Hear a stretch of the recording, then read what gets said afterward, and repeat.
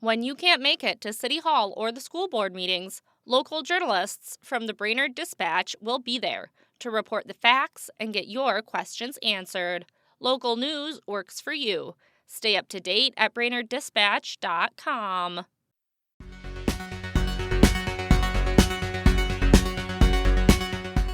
Good afternoon, Brainerd Lakes area. It's Monday, October 20th. I'm Teresa Burke with your Brainerd Dispatch Minute, the weekday podcast of the Brainerd Dispatch, brought to you by Ray Boyne & Francis Law Firm and Riverwood Healthcare Center, catching you up on the news of the Brainerd Lakes area. Here are today's top local headlines. But first, let's hear from one of our sponsors. Remember just two things. Ray Boyne & Francis, good. Insurance companies, bad. Ray Boyne & Francis gets it done. 828-9211. Fewer high school class periods is one of the avenues the Brainerd School Board is discussing to combat its budget deficit. Board members voted last week to direct administrators to explore the idea and to look into moving middle school activities to community education as well. The action does not mean the items will be put in place. Staff will bring more information about the impacts to the board at a later meeting. Several high school students asked board members to not cut their class periods. They worried about the impact on electives and courses that might help them in future careers.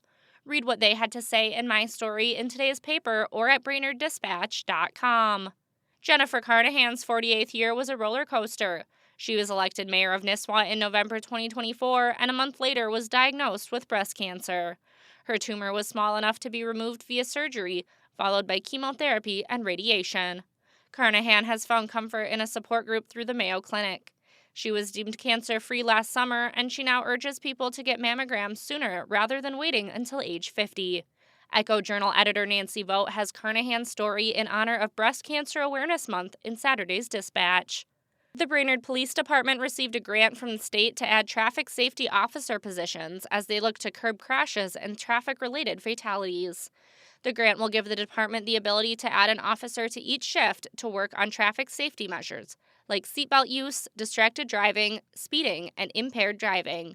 No new officers will be hired for this position, as it will be filled by drug recognition evaluator officers already employed by the department. Reporter Tim Spire has the full story in today's e-edition and online. Last year's treatment of starry stonewort in Rush Lake on the Whitefish chain of lakes has proved successful.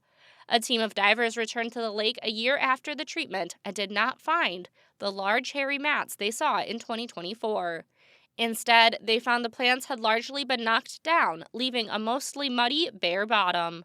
The lack of visible growth was encouraging, though digging into the muck below proved what they already suspected. The star-shaped bulbils that give the algae its name were still present in smaller mats.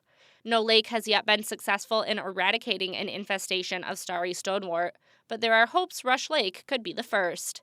Read more about the issue in today's Dispatch e-edition. Now let's hear from another sponsor. Riverwood Healthcare Center, a top 100 critical access hospital offering advanced surgical solutions, plus a wide range of primary and specialty care at clinics in Aiken, Garrison, and McGregor. Learn more at riverwoodhealthcare.org. From former Dispatch publisher Terry McCullough's column, This Was Brainerd, exploring the Dispatch archives, here's today's tidbit of local history, brought to you by Mills Automotive Group. 100 years ago today, in 1925, the Dispatch reported that the Harrison and Stark Company has started its development on a beautiful 400-acre peninsula at Lower Gull Lake between Wilson Bay and Steamboat Bay. A 9-hole golf course will be finished this fall, with another 9 next year, the total being 6,700 yards. Arrangements are underway for a large summer hotel next to the course. For a daily dose of This Was Brainerd, visit BrainerdDispatch.com or find McCullough's column in the newspaper or e-edition. Now here's today's Lakes area forecast, brought to you by JN Tree Service and Landscaping. Storm Tracker. Happy Monday, Brainerd Lakes area. Cloudy skies today with a chance for some rain showers developing. Temperatures will be a little cooler down into the low 50s. A little bit of a wind starting from the southeast, turning to being from the west about 10 to 20.